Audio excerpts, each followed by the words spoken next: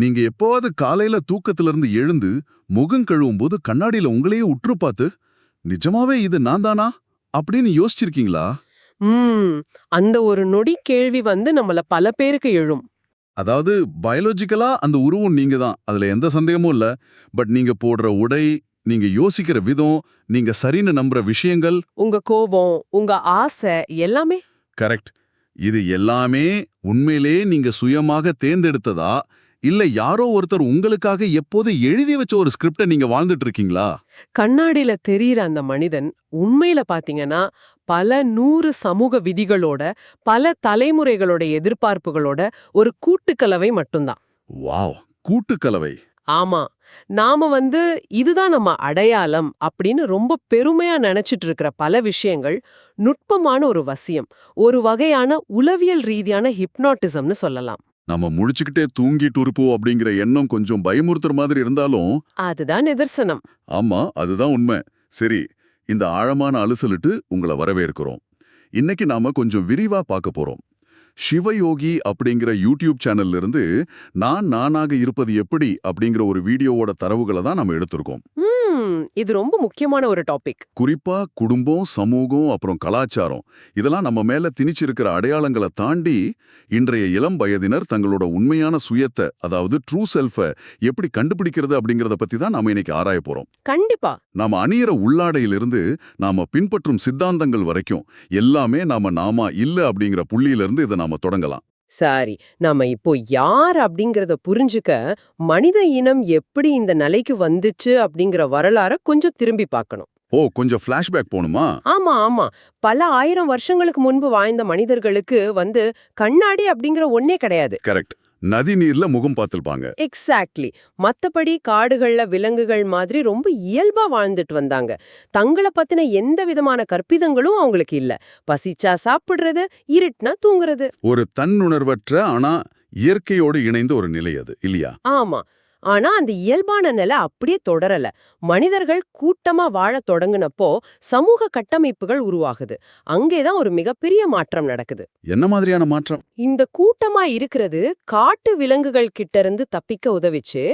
ஆனா அந்த கூட்ட மனப்பான்மைய, அதாவது ஹர்ட் மென்டாலிட்டிய சில புத்திசாலிகள் தங்களுக்கு சாதகமா பயன்படுத்திக்க ஆரம்பிச்சாங்க.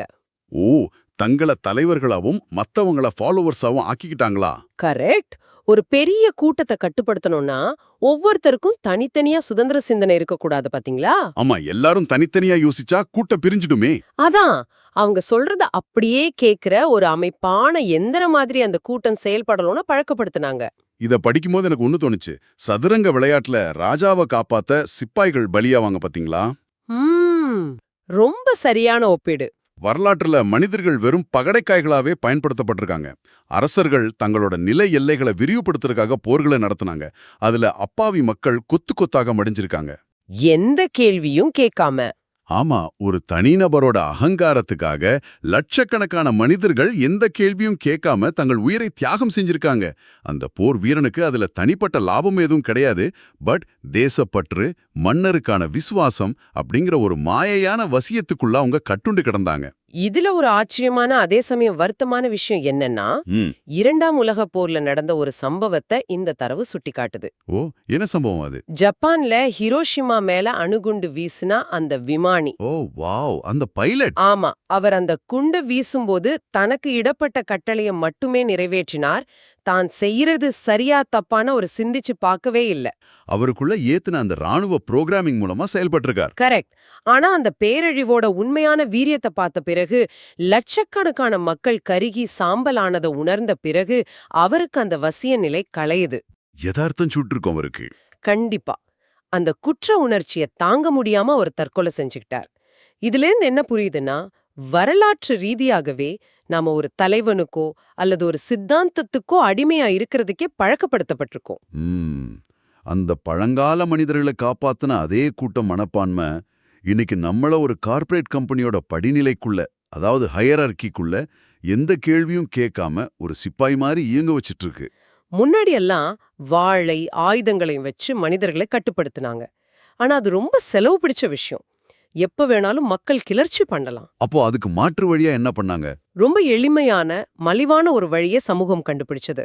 அதுதான் குழந்தை பருவத்திலேயே மனிதர்களோட மனச புரோகிராம் செய்யறது. ஓ, அந்த 12 வயது வரை நடக்கும் மூளைச்சலவை பத்தி சொல்றீங்களா? ஆமா ஆமா.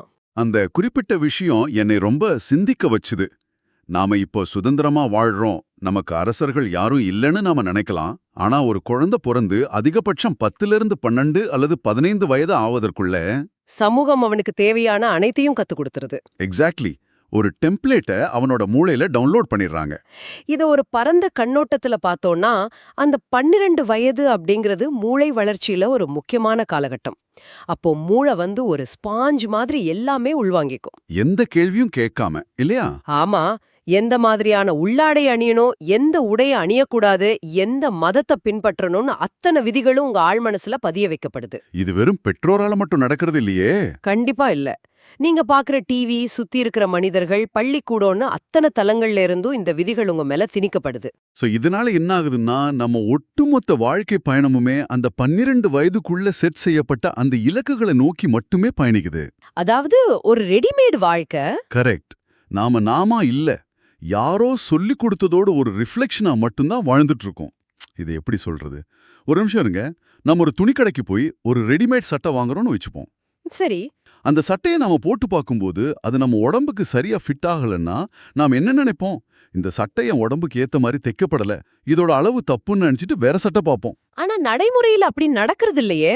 அதுதான் விஷயமே. பலரும் என்ன நினைக்கிறாங்க தெரியுமா? ஐயோ, என் உடம்பு இந்த சட்டைக்கு பொருந்தலையே, என் உடம்புல தான் ஏதோ குறை இருக்குன்னு தங்களை நாமே தாழ்த்திக்கிறோம். இது எவ்வளவு அபத்தமான விஷயம். ரொம்ப ஆழம்பால உணாருட இது. சமூக எதிர்பார்ப்புகள், அடையாளங்கள் எல்லாமே அந்த ரெடிமேட் சட்டை மாதிரி தான். அது எல்லாருக்கும் பொருந்தணும்னு எந்த அவசியமும் கிடையாது. ஆனா பொருந்தலனா நம்ம மேலதான் தப்புன்னு நம்ப வச்சிருக்காங்க. ஆமா, அந்த அடையாளங்கள் உங்களுக்கு ஒரு முட்டு கண்ணாடி மாதிரி, அதாவது பிளைண்டர்ஸ் மாதிரி மாட்டப்படுது. அதுக்கப்புறம் வாழ்நாள் முழுக்க நீங்க உலகத்தை அந்த கண்ணாடி வழியா தான் பாக்குறீங்க. சோ இதன் அர்த்தம் என்ன? அப்ப நம்ம பெற்றோர் சொல்லிக் கொடுத்த அத்தனையும் சமூக பழக்க வழக்கங்களும் முற்றிலும் தவறானவையா? ஒரு அடையாளமே இல்லாம இளம் வயதினர் இந்த சமூகத்துல தங்களை எப்படி நிலைநிறுத்திக்கிறது? ஒரு மதம், ஒரு கலாச்சாரம் மனிதர்களுக்கு ஒரு பாதுகாப்பு தருதுங்கயா? அடையாளம் அப்படிங்கிறது ஆரம்பத்துல ஒரு பாதுகாப்பு அரணா தோணலாம். பட் பிரச்சனை எங்க ஆரம்பிக்குதுன்னா, அந்த அடையாளம் உங்களை மத்த மனிதர்கள் கிட்ட இருந்து பிரிக்கும் ஒரு சுவரா மாறும்போதுதான். அதாவது லேபிள்களோட ஆபத்து பத்தி சொல்றீங்க? ஆமா, நம்ம ரோட்ல போற ஒருத்தரை பாக்குறோம். அவரை ஒரு இயல்பான மனிதனா பார்க்க நம்ம கண்கள் பழக்கப்படல. உடைய பார்த்து எடை போடுறோம். எக்ஸாக்ட்லி. அவர் வேஷ்டி கட்டி பட்டை போட்டிருந்தா உடனே மூளை இவரை ஹிந்துன்னு ஒரு பெட்டிக்குள்ள அடைக்குது. அவர் தாடி வச்சு தொப்பி போட்டிருந்தா இஸ்லாமியர் என்றும், சூட் பேண்ட் போட்டிருந்தா கிறிஸ்தவர் அல்லது படித்தவர் என்றும் மூளை ஒரு முத்திரை குத்திடுது. இது மதத்துல மட்டும் இல்ல, மதச்சார்பற்ற கார்ப்பரேட் ஆட்கள் கூட கோட் சூட் அணிந்து ஒரு குறிப்பிட்ட இலக்கணத்துக்குள்ள வசியம் செய்யப்பட்டிருக்காங்க. கண்டிப்பா. ஒரு மனிதனை இயல்பான மனிதனா பார்க்காம அவனது புற அழகையும் மத அடையாளங்களையும் மட்டுமே பார்க்கிற ஒரு மோசமான அமைப்பை நம்ம உருவாக்கியிருக்கோம். இதை நான் இப்படி பார்க்கறேன். வேறொருவருடைய பவர் கிளாஸ் அணிந்துகிட்டு உலகம் ஏன் மங்களா தெரியுதுன்னு குறைப்பட்டுக்கிற மாதிரி இருக்கு. நாம மத்தவங்களோட அடையாளங்களை சுமக்கிறது. ரொம்ப கரெக்ட். இதுக்கு அந்த தரவுல ஒரு அழகான உதாரணம் சொல்லியிருக்காங்க. நீங்க ஒரு ஹோட்டலுக்கு சாப்பிட போறீங்க. சரி. அங்கே ஒரு சர்வர் உங்களுக்கு பிரியாணி கொண்டு வந்து வைக்கிறாரு. அவர் நெத்திரியில திருநீர் அணிஞ்சிருக்கார். ஓகே. ஆனா அந்த பிரியாணிய வச்சுட்டு அவர் ரொம்ப இயல்பா பிரைஸ் தி லார்ட் அப்படின்னு சொல்லிட்டு போறார். ஓ வாவ். இப்போ அத சாப்பிடுற வாடிக்கையாளர் ஒரு தீவிரமான ஹிந்துவா இருந்தா அவருக்கு உள்ள எப்படி ஒரு மனச்சங்கடம் உருவாகும் யோசிச்சு பாருங்க. ஆமா, அவர் பார்க்க நம்ம மதத்தை சேர்ந்தவர் மாதிரி இருக்கிறாரு, ஆனா வேற மதத்தோட வாசகத்தை சொல்றாருன்னு ஒரு பெரிய குழப்பம் வரும். அந்த நொடி குழப்பத்துக்கு என்ன காரணம்? அந்த இடத்துல அந்த சர்வர் வெறும் உணவை பரிமாறும் மனிதரா இல்ல, தன்னோட மத அடையாளத்தோட ஒரு குறியீடா நிக்கிறார். அதே மாதிரி வாடிக்கையாளரும் பசியோட வந்த சக மனிதரா இல்லாம தன்னோட அடையாளத்தோட பிரதிபலிப்பா உட்கார்ந்திருக்கார். கடவுளோட பெயரால் மனிதன் எப்படி பிரிக்கப்படுகிறான் அப்படிங்கிறதுக்கு இது ஒரு சரியான உதாரணம். ஒரு சாதாரண உணவு பரிமாற்றம் கூட ஒரு உளவியல் போராட்டமா மாறிடுது. ஆமா, இது ஒரு முக்கியமான கேள்வியை எழுப்புது. அப்போ திணிக்கப்பட்ட அடையாளங்கள் தவறுனா உண்மையாக நாமா இருக்கிறது அப்படிங்கறதுன அர்த்தம் என்ன? நானாக இருப்பது அதோட உண்மையான அர்த்தம் என்ன? அது சூழ்நிலைக்கேற்ப தன்னை மாத்திக்கொள்ளும் மனிதனோட தனித்துவமான திறன்ல இருக்கு. சூழ்நிலைக்கேற்ப மாறுறதா? ஆமா, மனிதனால மட்டுமே சூழ்நிலைக்கேற்ப மாற முடியும். குளிர்காலம் வந்தா ஒரு கோட் போடுவோம், வெயில் காலம் வந்தா வெறும் பேனியன் போடுவோம். ஏன், காந்திஜி கூட ஐரோப்பா சென்ற போது அங்க உள்ள குளிர்க்கேற்ப உடை அணிந்திருப்பார். அது இயற்கையான நெகிழ்வுத்தன்மை, அதாவது ஃபிளெக்சிபிலிட்டி. ஆனா மதப்பற்றாதவர்கள் தாங்கள் கத்துக்கிட்டத மாத்திக்கவே மாட்டாங்க. ரொம்ப ரிஜிடா இருப்பாங்க. உதாரணமா, தமிழ்நாட்டுல உள்ள கடவுளுக்கு தமிழ் புரியும் அப்படின்னாலும், சம்ஸ்கிருதத்திலோ அல்லது அரபு மொழியிலோ மட்டுமே வழிபடுவேன்னு பிடிவாதம் பிடிப்பாங்க. ஓ, அந்த மொழியே ஒரு அடையாளமா மாத்திடுறாங்க. எக்ஸாக்ட்லி. விலங்குகளுக்கு மதம் கிடையாது. அவை எந்த கோட்பாடுகளுக்கும் அடிமையாகாம சுதந்திரமா இருக்கு.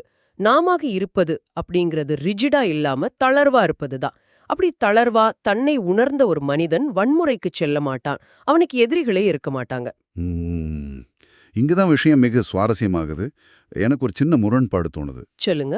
நான் சூழ்நிலைக்கு ஏற்பவும் மனிதர்களுக்கு ஏற்பவும் தொடர்ந்து மாறிக்கிட்டே இருக்குன்னு வச்சுப்போம். அம்மாவிடம் ஒரு முகம், மனைவியிடம் ஒரு முகம்னு மாறினா அது என்ன ஒரு பச்சோந்தி, அதாவது கெமிலியன் மாதிரி மாத்திராதா? அவனுக்கென்று ஒரு நிலையான குணம் இருக்காதா? இது ரொம்ப நியாயமான கேள்வி. ஆனா பச்சோந்தி தன்னை பாதுகாத்துக்க தற்காப்புக்காக பயத்துல நிறம் மாறுது. அது ஒரு சர்வைவல் மெக்கானிசம். ஆமா. ஆனா தன்னை உணர்ந்த மனிதன் சூழ்நிலைக்கேற்ப மாறுறது அப்படிங்கிறது பயத்தால் இல்ல. அது ஒரு முழுமையான விழிப்புணர்வுடனான புரிதல். எதிராளிக்கு ஏத்தபடி உங்களை தகவமைச்சுக்கிறது உங்க அடையாளத்தை இழப்பது கிடையாது. நீங்க எந்த ஒரு குறிப்பிட்ட பாத்திரத்திற்கும் அடிமையா இல்லைங்கிறத நிரூபிக்கிறது தான் அது. ஓ, பயத்தால இல்லாம அந்த சூழலுக்கு எது தேவையோ அதை செய்யும் சுதந்திரம். கரெக்ட். சரி, இந்த திணிக்கப்பட்ட அடையாளங்களை அழிக்கவும் நெகிழ்வுத்தன்மையை பெறவும் நாம பிராக்டிக்கலா என்ன செய்யணும்னு அந்த தரவுல சொல்லியிருக்காங்க தெரியுமா? அது ரொம்ப முக்கியம். இந்த 12 வருஷம் ப்ரோக்ராமிங்க எப்படி அழிக்கிறதுன்னு. கண்களை மூடினா முதல்ல இருட்டு தான் தெரியும். கண்களை திறந்து பார்த்தா முன்னே இருக்க மனிதனை அவனது ஜாதி மத சாயலின்றி இயல்பாக பார்க்க பழகணும். இது சாதாரண விஷயம் இல்ல. சும்மா தத்துவமா பேசி இதை மாத்திட முடியாது. கண்டிப்பா. இதுக்கு யோக சாதனை தேவைன்னு சொல்றாங்க. யோக சாதனைனா வெறும் ஆசனங்கள் செய்யறது இல்லையா? இல்ல.